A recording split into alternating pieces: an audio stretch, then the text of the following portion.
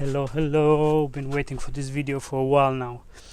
Welcome to a new episode of Rambles in the Brambles.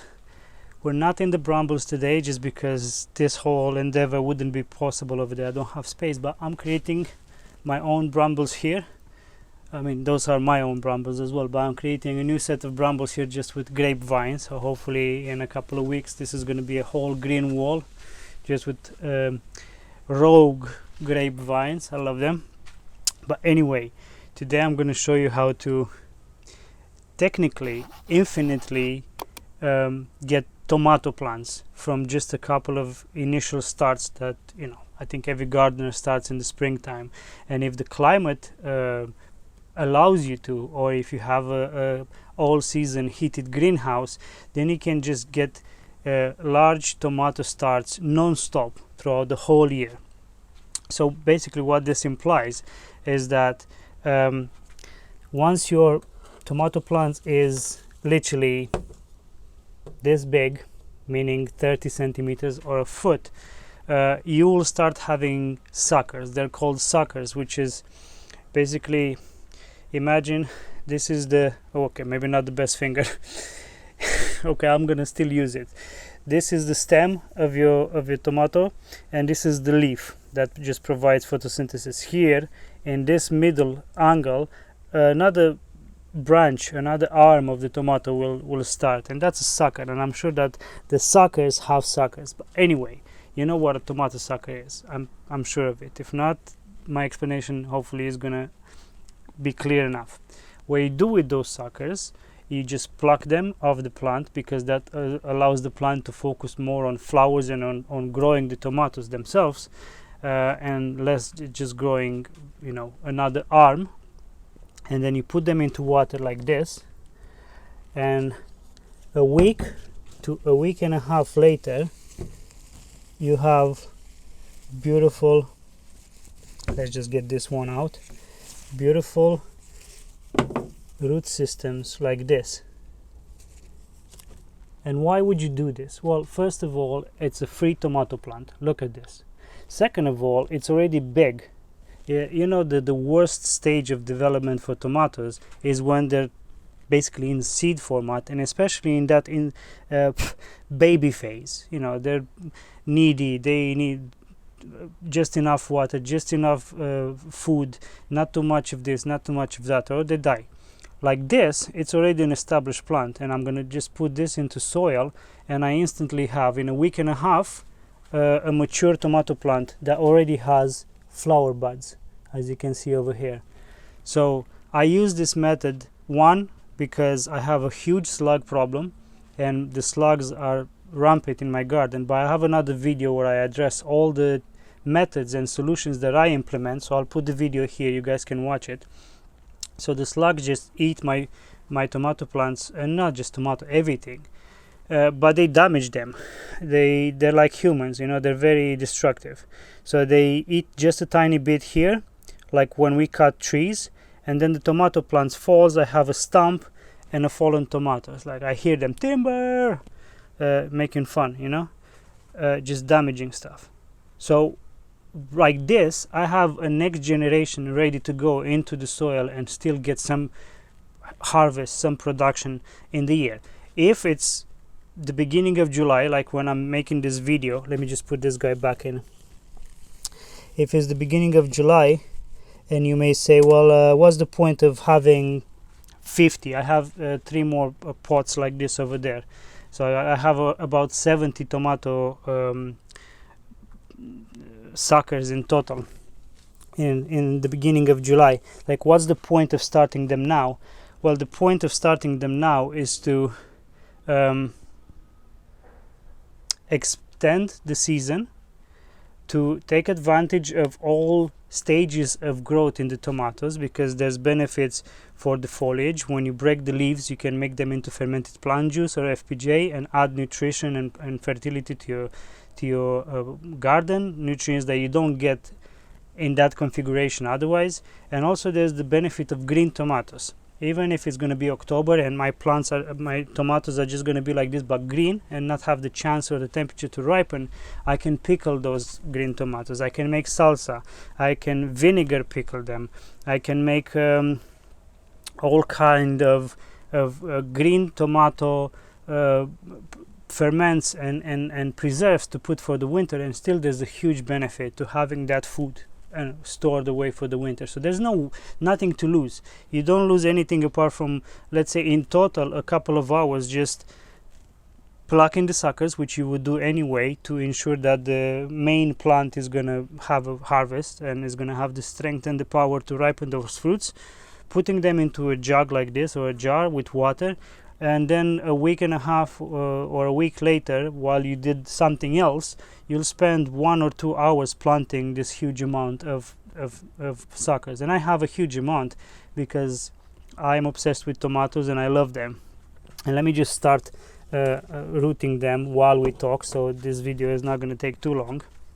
By the way, just to preface this video, I have rabbit manure in this bucket from my rabbits, and then just soil from behind the garden.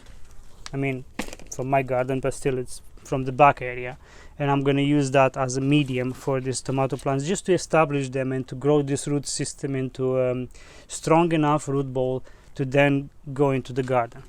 But what I wanted to say is that the reason why I have so many suckers is, one, because I have about 50 linear meters of tomatoes, because I'm obsessed with tomatoes.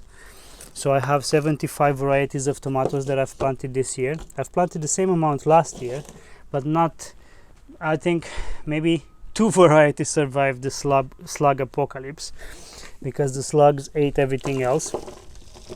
But this year, because of that video that I mentioned before and the techniques and methods that I used to keep the slugs in check and to not to control them necessarily, but to keep them away, I managed to have, like, most of my tomato plants, I would say 95% of them have survived and are on the way to producing already tomatoes. I do this constantly. I go constantly out and I root the suckers.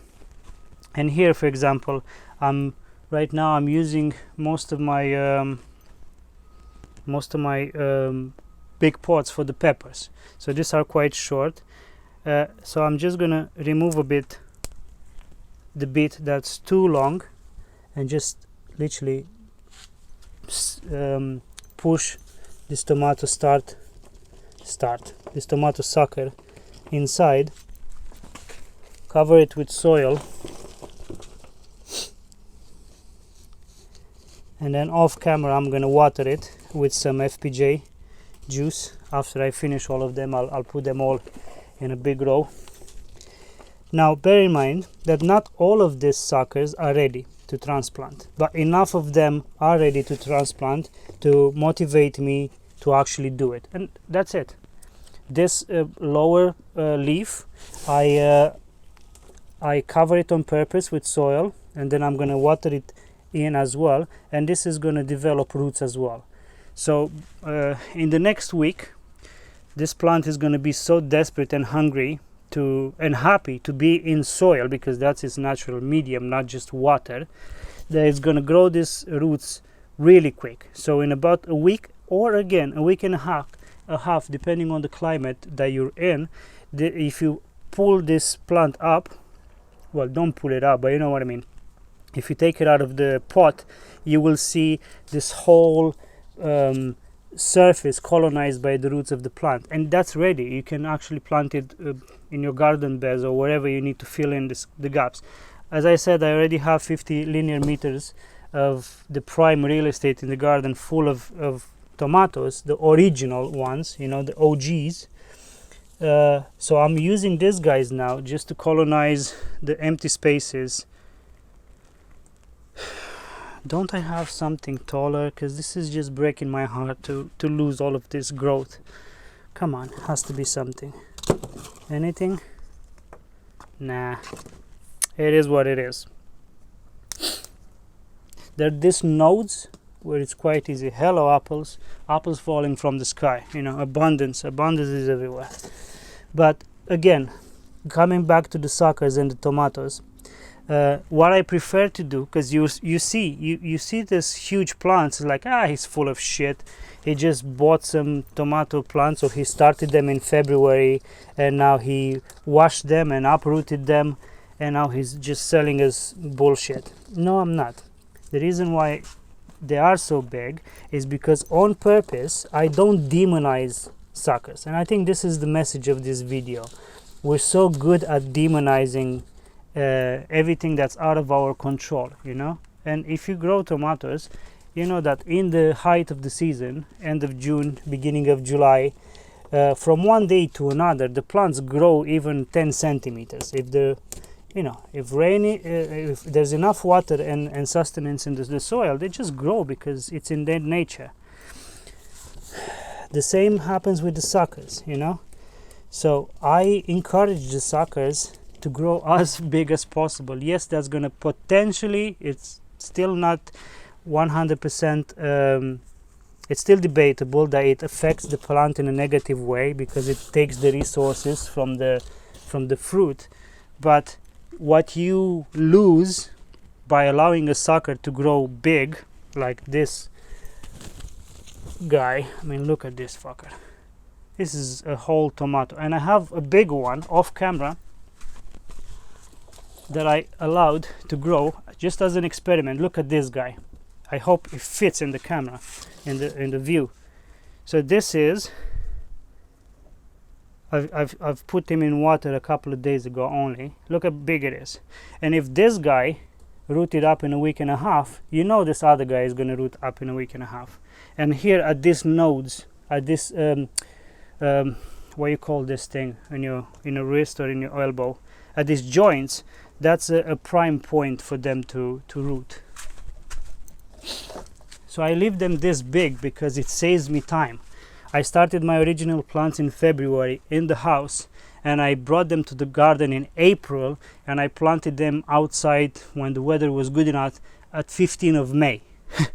So at 15th of May they weren't this tall, just because, you know, the spots are small and the roots, the plants just they have this safety mechanisms that tell them, hey, they send out these roots, but smaller ones, to analyze the soil around them. And if they know that this is the entire soil they have available, they will not grow. They will start producing flowers, and they will be desperate to produce offsprings and just die because they know their resources are limited. So they literally have nowhere to colonize soil and go, or take it from somebody else, like, you know, conquest. So they just get stunned and they give up on life. And I think that's one of the reasons why it was May and they were still that tiny, puny. I feed them labs. The nutrition and water wasn't a problem. Weather and temperature was good inside of the greenhouse. It was just the limitation of the space. But once I planted them outside, they exploded. What I'm trying to say is that how many months? March, April, May.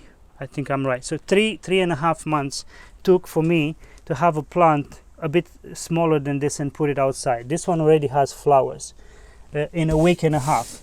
So I'm just saving time by doing this. And for tropical climates, for those of you out there who live in countries and continents where, you know, you have year-round positive temperatures, where you can grow, like you know, there's parts of Australia and South America, Ecuador. I have friends from those places that can literally grow stuff all year round. This can be for you, you know, manna from heaven. Save you a lot of money, a lot of effort, and a lot of babysitting. You know, when they're small, they're just, I don't know, they're a handful. And why do that when the mother plant, the mature plant, grows these suckers, grows these babies like a mother for their own, and when the babies reach adolescence, you know, or like young adulthood like this, you just take them away, show them society, show them real life, put them into water, and a week and a half later you have amazing, well, a week and a half plus a week and a half, so 3 weeks later you have amazing plants ready to go into the soil, especially for nurseries, which maybe nurseries already do this. Maybe this is a secret that they came to the conclusion of many years ago, and now me unknowingly is releasing the secret out there in the world. But I came to this conclusion just by my own actions, just my own experience. Look at this, beautiful. And smaller ones as well. Look at these beautiful root systems. Smaller ones as well. I don't take suckers that are very small, so like something that would be this small, because there's no purpose. There's no reason for me. If anything, I'll just let them grow bigger. And the only thing that I am doing wrong is that I don't mark who is what. So for example, this is basically cloning if you think about it. So if I have San Marzano or black truffle, I don't know, you pick your choice out of 75 varieties. I mean, I have most of them, but I don't label them because I put them in jars like this togetherness. So it would be, I don't know, give me some ideas in the comments how would I be able to label them in this format. I don't have enough space or jars to do individual, and I think they benefit from the crowded environment. They're like, hey, you need to put roots up. Hey, I'm putting roots up. Hey, let's survive. It's like the group mentality. They're encouraging each other to put up roots and to survive. I don't know if that's just my speculation. I don't know if that's true or not. That's what I would like to think. That the natural environment, the plants are more compassionate and more supportive than humanity is to its own members. What I was saying. But yeah, let me know in the comments if you have any ideas how I could label them, because that's the only thing. These plants are going to grow and they're going to produce fruit, and until I see that fruit ripe, I'm not going to know what it is. And the reality is that they will not ripen because it's late in the season. So these are all going to be green tomatoes. So all of these plants are just going to be green tomatoes, and that's going to be it, and c'est la vie. Okay, how do I do you? I do you like this. Okay, that's my only disadvantage, that I'm just basically going blind. This is just the beginning of this system, and in the coming seasons I will find a way to label them. And think about it like this: if you don't need more, you can turn this into a business.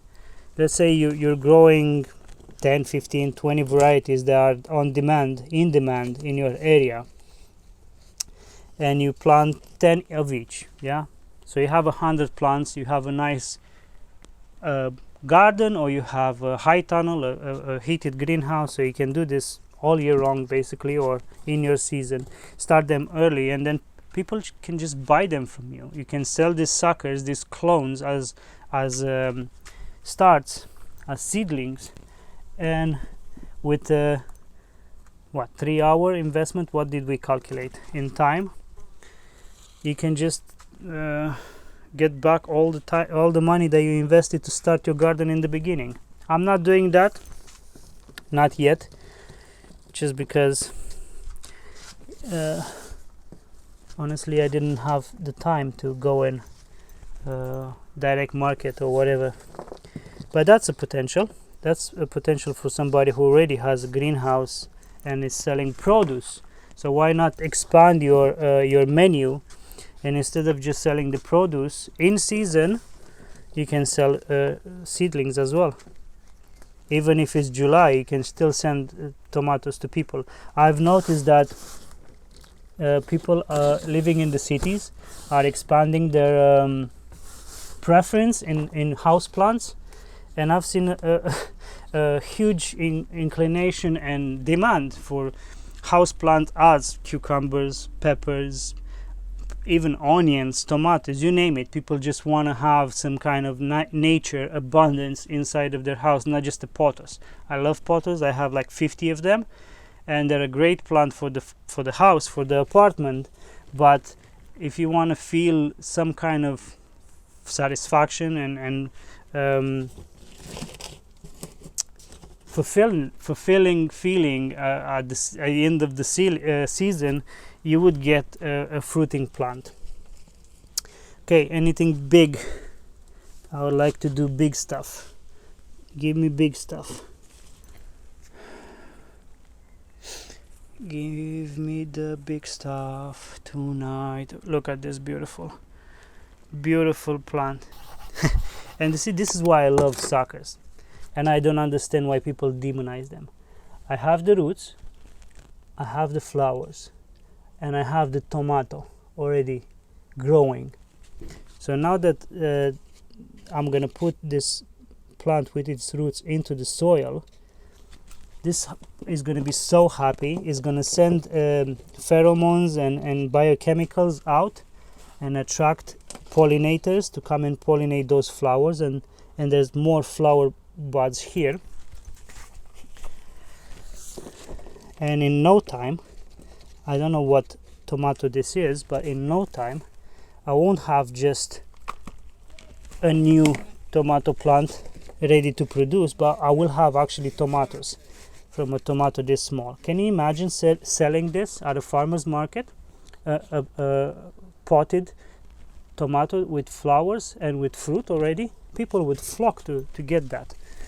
So if you have the infrastructure and are already selling stuff at the farmer's market, why not expand your variety? Try it.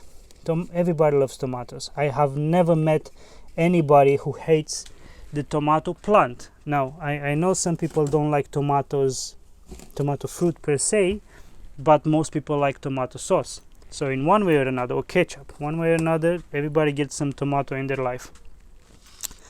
Have you some roots? He has some roots. Look at that, another one. Beautiful flowers and roots. Now, normally I would leave this to get more bearded roots, like more density, but because it has flowers and is ready to be pollinated, I will put it into the soil and into the nutrition that the rabbit manure is going to offer it, just to support the plant in this stage of its life. But yeah, I love tomatoes, man. I don't know why I'm so obsessed with tomatoes. Most of my gardening obsession, or like being in nature, foraging, mushroom hunting, animal husbandry, everything that has to do with, like, let's use homesteading as a general term, stems from my time spent in my childhood in the countryside with my grandma and my uncles and my aunts. But one thing that we didn't really have was tomatoes, because the climate wasn't ideal for tomato growing. So tomatoes were always something that my grandparents bought from the markets, from the farmers markets.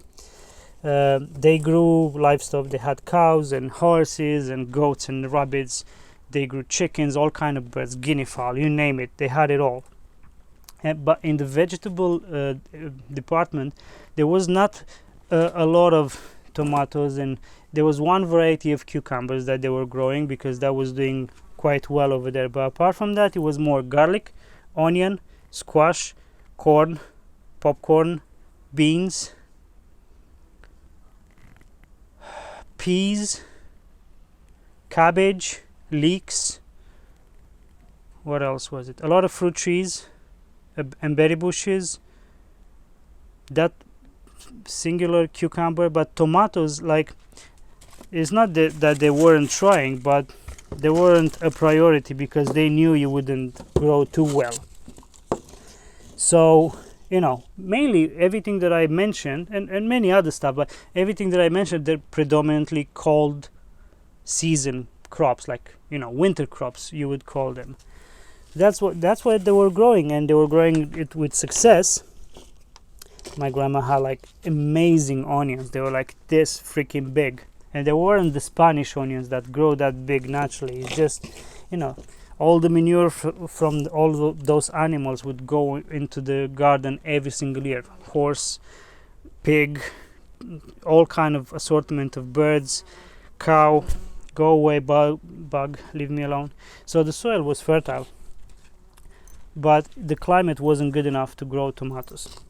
So what I'm trying to say is that I don't know where this tomato obsession is coming from, because it's not something that I grew up with, like mushroom picking. You know, I'm obsessed with mushroom picking because I would go with my uncle or with my grandma almost once a week in mushroom season and just pick mushrooms. So I loved going into the forest and learning about these mushrooms, and then cooking them and eating them and preserving them. The same with the animals. You know, I grew up. I spent all my school holidays, spring, summer, winter. Go away, Buzz. And you know, I learned how to raise them, how to butcher them, how to preserve the meat at a very young age. This is not ready yet. So there's that incentive, but there's nothing with tomatoes. That's just something that I developed. Wow, how do I even approach this? This is so packed and so rooted. And there's a humongousaurus tomatos rex here. Look at this. Old beard tomato with flowers. Look at this beautiful root system. You know, this specific one wants to be planted as soon as possible. It's like enough poolside, enough water, give me some real solid food, no more baby formula. And by the way, I don't put anything into the water, not by design, I just don't. It's just, you know, tap water. It's not spring water, it's nothing like that. It's not even water from the creek, because I want to see if anybody can do this. If I would just take water from my creek that's coming from the forest, you know, I could say, oh yeah, there's trace minerals, you know, the forest sediment is healthy, it's full of microbiome, it's full of mushroom hyphae and all of that stuff. But no, this water is just water from the tap. I have running water here at the garden. I don't have electricity, but this running water from the tap, it's not designated for human consumption. So it's not even like drinkable water. So I'm using the worst kind of water to start them in. And I've done this experiment last year, and the plants are just good. I think I mentioned it in a previous video that not all the suckers will root. Some of them are just, I don't know, something happens to them and they just rot. They dissolve inside of the water. And again, I'm speculating, but I'm thinking maybe those are like the martyrs, you know, the ones that sacrifice themselves to put some nutrition in the water so that the other ones will survive. I speculate. This is just my gut feeling. That's what my gut feeling is telling me that's happening. I have no way to prove that, nor do I want to even attempt to prove that. Look at this. Beautiful. But what I do want to say is that not all of them will survive. And it's fine, because I said I have around 50 to 70. If all of them would survive, I would run out of pots, which I keep recycling. Like I keep taking this and that and putting it into larger ones, and then the larger pots ones go into the soil, and then I keep coming back to it. This is too long. So don't expect 100% survivability, propagation. What would I even call this? And that's fine, you know. You have, if you get for free 50 new plants or 30 new plants, and they're healthy and they're gonna produce for you, you have zero investment, financially zero loss. And if you are selling them, like I keep trying to encourage you guys, you will recover your investment I don't know, maybe you're buying compost, maybe you're buying biochar, which, by the way, I am not adding biochar to this, guys. I've added biochar to the original plants that I started indoors in February. So they had biochar base in the soil that I started them. But whatever investment input you have, by selling a fraction of the suckers, you can recover that in original investment. So again, 10 plants can become I don't know, the suckers, I keep breaking the suckers keeps coming back. And I know I'm joking that people demonize suckers, because I know they're quite annoying, but you just need to find a way to transform a pest or a nuisance or what would you call this, something that you just throw away, a waste product, because that's what most people do. They just go around their tomatoes and they pluck the suckers and they drop them, chop and drop. Yeah, they become fertilizer. So instead of doing that, you have a new plant. Find a way.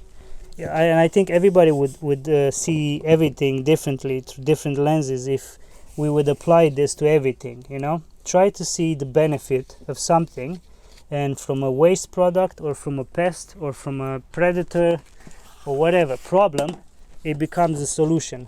And this is how you should see stuff.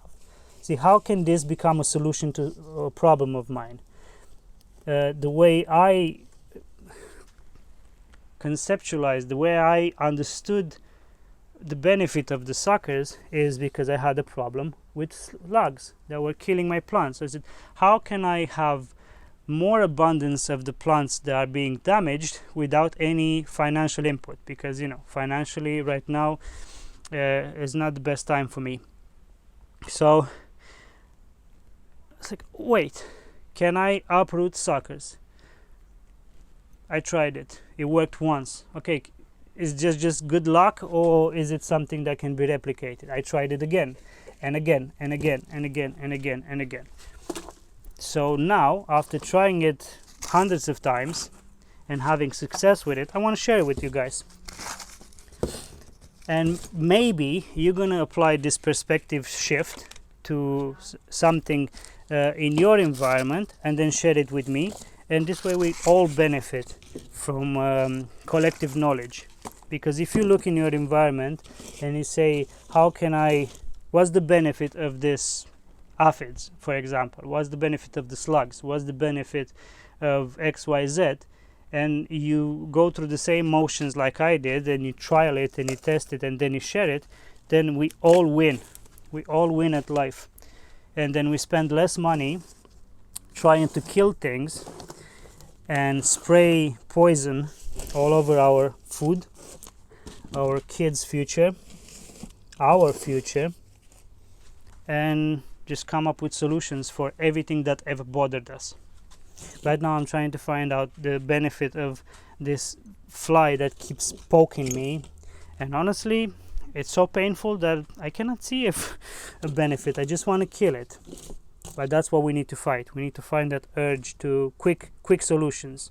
You know, not that quick solutions are bad, but quick solutions are usually reactions. Just reactions to our basic primal nervous system. Okay. I've tried to do this with other plants. I've tried to do it with peppers with limited success. I don't know, maybe it's me, maybe it's the peppers. I've tried to do this with zucchinis, and also with what do you call that, with everything from the squash, zucchini, pumpkin family. I tried to do it with that as well, with zero success. Again, not saying it cannot be done, I just said that I personally didn't have any rooting, any success in propagating plants through cuttings like that. But with tomato suckers, it's amazing. It's amazing. I've done a video recently on the main channel, which, by the way, I have a main channel as well. This is the vlog channel. but go and check my main channel where you can see the more beautiful, I wouldn't say artistic, but like the more nuanced distillation of nature and how I see nature, the beauty that I see in nature. And in one of those videos, which are not narrated, anyway, I don't do any speaking in them because you see I just talking. I've done a video on regenerative weeding and preparing a gardening bed for planting vegetables in it. And all of those tomatoes that I planted in that video, they started from suckers. Right now they're this big, and all of them have tomatoes, and I've planted them 3 weeks ago. So in 3 weeks, from this to this, and full of tomatoes. I'll pause this what I'm doing here now, and just I'll keep talking, but I'll overimpose a video of that bed, so you don't think that I'm bullshitting you and lying. Anyway, let's keep on going. So look, what I was saying, that some of them just dissolve and die. So you see, this is a perfect example that here at the joint that I can just snap, the lower part is just dissolved and is sacrificed, probably because it doesn't smell bad, probably because it just analyzed, hey, I'm too tall and there's not enough resources for me to root this whole shaft, so I'll just start my roots here because it's closer to the atmosphere, to the oxygen, and I'll be fine like that. Tomatoes, not tomatoes, but like plants in general, they're so fucking smart, man. I love them. They're so much smarter than us. They had so much more time on this planet than us. I mean, think about it. They've been here for billions of years. Mushrooms and plants, they were here long before us. And just because we don't have a way of communicating with them doesn't mean that they're not intelligent, doesn't mean that they're not adaptable. I mean, for fuck's sake, they survived all the catastrophia that this planet has been through over the last 3.5 billion years here on the planet. So they are the masters of adaptation and change, from giant ferns to deciduous trees to flowering plants. They've done everything. They've been there, and it's in their genetic data storage. We should learn from them. We should find a way to communicate with them, which I think is they mainly communicate through biochemicals. That's how they attract pollinators. That's how they attract us. That's how mushrooms do it as well, through eye candy. Do you really think that when you go mushroom picking, you do it because you're gonna eat some amazing mushrooms? Fuck no. Mushrooms are controlling us. They're sending pheromones and all kind of biochemicals to take that mushroom from point A and carry it with us through the whole freaking forest and spread its spores, its seed, and then as a payment, okay, donkey, here, have a mushroom and eat it, fry it, boil it, do whatever you want with it. So we are being paid in the form of the protein provided by the mushrooms, but we have adapted to just move them from point A to point B and propagate those mushrooms. And it's the same with the plants. I truly believe that the way plants are controlling bees and other pollinators through biochemicals and also through electromagnetic fields. Apparently a new study recently proves that, I'll try to find it and put it in the comments, in the description, proves that plants, flowering plants, create or manifest electromagnetic fields around the plants that bees and other pollinators can read to know if that flower has been pollinated recently. So maybe there's no pollen for the bee to go, so she's not gonna waste time. And I say that with confidence because I've looked into this multiple times. So those electromagnetic fields attract or detract or push away pollinators based on how recently that plant has been pollinated. And then in a couple of days, when more pollen or more flowers open, then the plant, the tomato or the plant is going to release different vibrations and attract pollinators like, hey, I'm full, the shop is stocked again, come and take my pollen. It's amazing. And maybe the reason why I'm so obsessed with tomatoes more than anything else, like, again, I love garlic with a passion. I eat garlic almost every day for its medicinal properties. So if anything, I should say I'm obsessed with garlic, but I'm not mentally and spiritually so obsessed like I am with tomatoes. And probably the reason why I am is because there wasn't a lot of tomato in my life as I grew up. So I would eat it in season from markets, you know, but it's not like I grew it. So I didn't have, let's say, the microbiome growing up with it. And then tomatoes from all over the world sent vibes out in the universe, say, hey, this guy needs to become a servant, a believer into the tomato religion. And yeah, let's send all the vibrations to convert him. That's very self-centered of me, right? All the tomatoes in the universe, in the world, conspired to make me into a true believer. Me, as the ego speaking. But anyway, how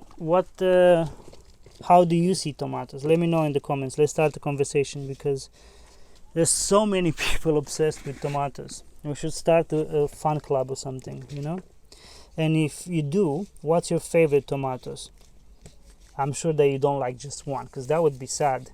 You know, if you just like one tomato variety the most, when there's like hundreds, if not thousands of varieties. The reason why I'm growing 75 is that I like those 75. I cannot just go and say, oh yeah, the most I like this. Of course I have my favorites, but I love all tomatoes. Green, yellow, black, white. Oh, and by the way, for the first time this year I'm growing a tomato called White Beauty, and it's a freaking white tomato. Can you imagine that? I've never seen a white tomato. I have them growing right now in the greenhouse. I'm so excited. Wow. I don't even care how they taste. You know, these white tomatoes, just the curiosity factor, the amazingness that, you know, it used to be a time when black tomatoes or striped tomatoes were a thing, or even green or zebra tomatoes were a thing. But now, like, whatevs. But white tomatoes, can't wait. I'm very excited about them.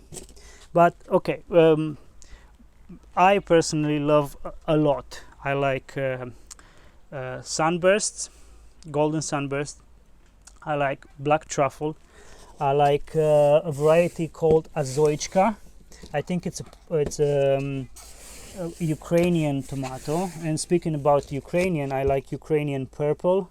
I like the dark colored ones because they have that special flavor. You know, the red ones are mostly sweet, the yellow ones are a bit tart or sweet, the green ones are mainly tart, but the black ones, they have that like exotic, weird, new, I don't even have a proper word for them. They're special, and I think I like that thing about them. They're so special and new and glorious, you know. Each black tomato, or like striped black tomato, none of them taste the same. None of them are like, oh yeah, this is exactly the same like that one, only the shape is different. No, there's always a slight variation in the flavor. There's always like good wine, you know. I'm not a wine drinker because I'm allergic to some what's the word? Come on, think. See, maybe I should drink more wine and get that resveratrol, get young again. There's sulfates. Okay, sulfates. And I'm not allergic, but like I'm intolerant to the sulfates, and I get huge headache even if I have like one sip of wine. But I know people who love wine. So for example, okay, let me finish with the wine point. And they say that wine has all of this hidden flavors if you drink it for the pleasure of wine, not drink it to get drunk and cheap shit wine. They say there's cherry and there's chocolate and there's cocoa and there's raspberries flavors and there's plums in different varieties of grapes. Well, the same thing I can say about tomatoes. I pick a tomato and I initially get that burst burst in my mouth. Initially I get that burst of what you all know as tomato flavor, but if you don't just go swallowing it straight away and you just, you know, play with it in your mouth. Again, what's with the word choices? Sorry, this wasn't supposed to be a porn video. This was supposed to be an informational video. But you play with those flavors in your mouth, and then you start discovering once that initial tomato flavor lapses, and like, oh, that's cherry, oh, that's chocolate, that's something weird. You know, the reason why they're called cherry this and sun gold that and truffle this and you know, they have the specific names is because they have those flavor patterns, is because they have those flavor variations. And yeah, that's it. I finished my point. What I wanted to say is that some of this will not take, and that's fine. You know, they just become compost. They go at the bottom of the pots and they just become compost, and that's the end of the story. Okay, I don't want to make this video too long and too boring.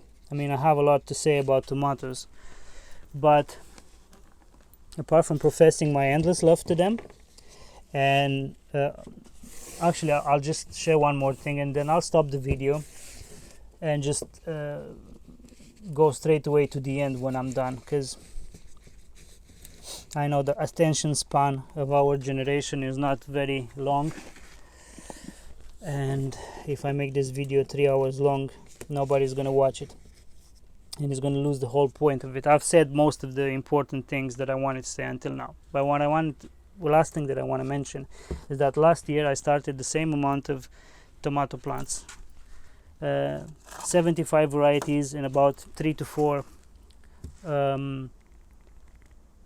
plants of each.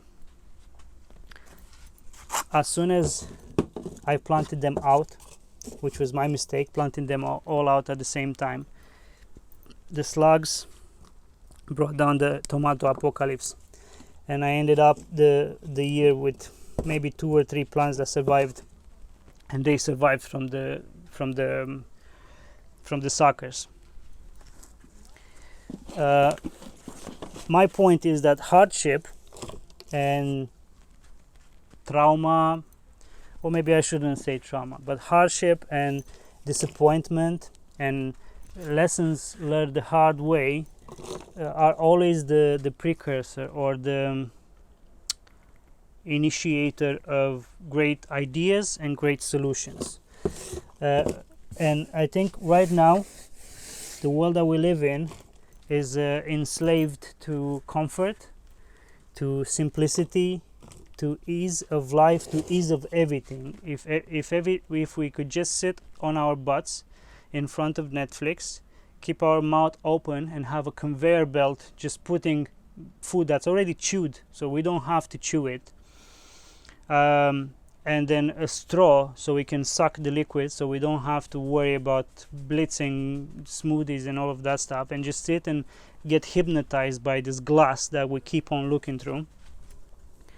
This is the society that we live in now, and I'm generalizing. I know this is not the whole world, but it's just the Western world is so addicted to comfort and to our detriment, to our downfall.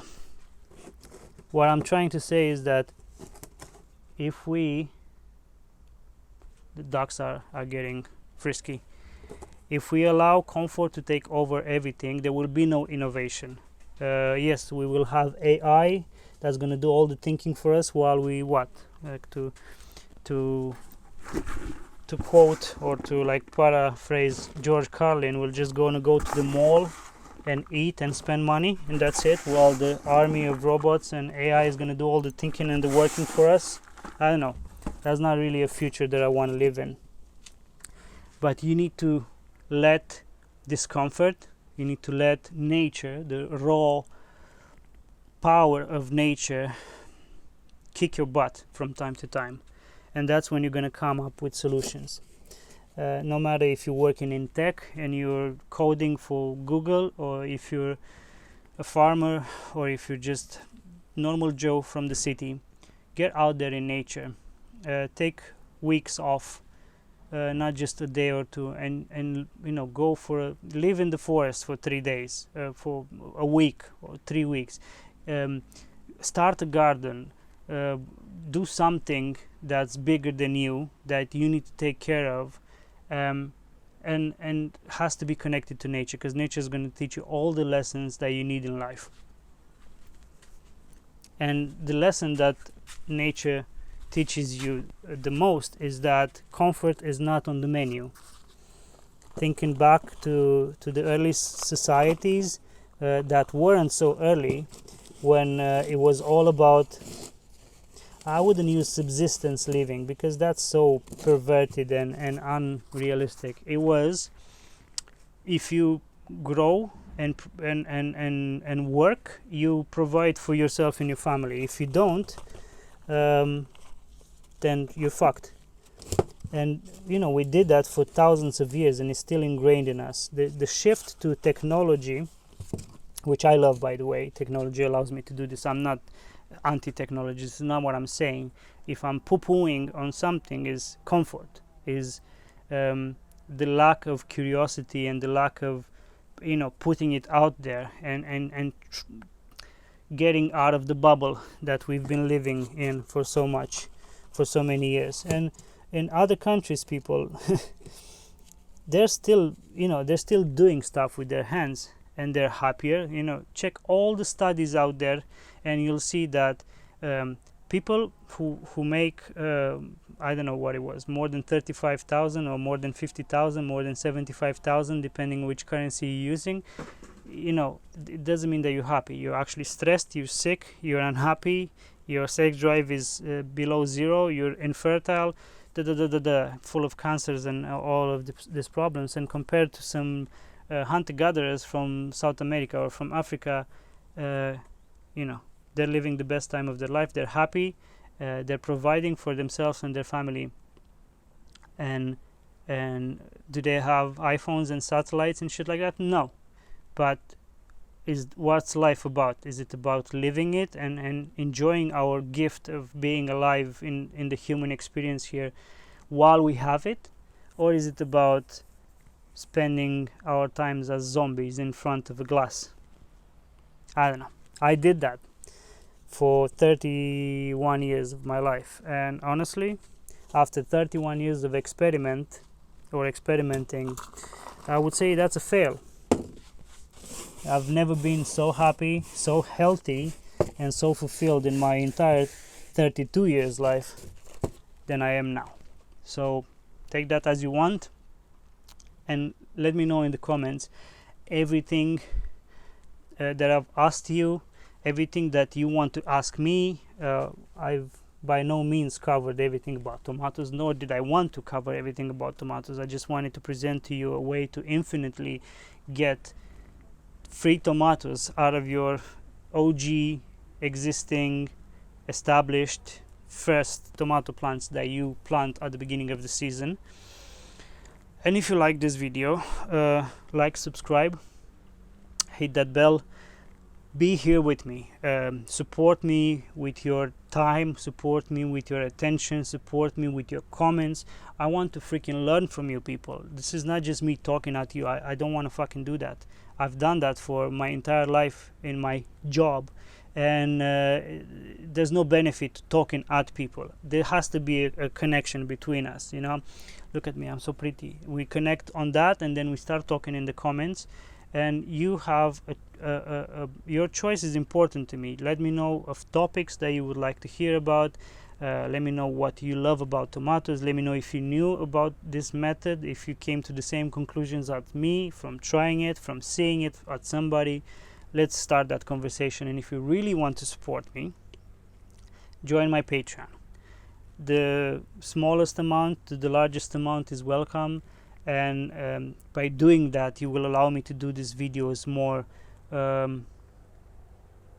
of everything, basically. You know, time spent in the garden for me is the best time, and if I can spend all my time in the garden, then I will do everything that I learn and I will share it with you in video format, and that's the best way to support me, by literally by paying me to do this so I don't have to go anywhere else and get money to pay the bills. That being said, thank you very much for watching, and I hope you enjoyed the video. See you next time. I want to wash my hands, but what's the point? I still got a long time to go.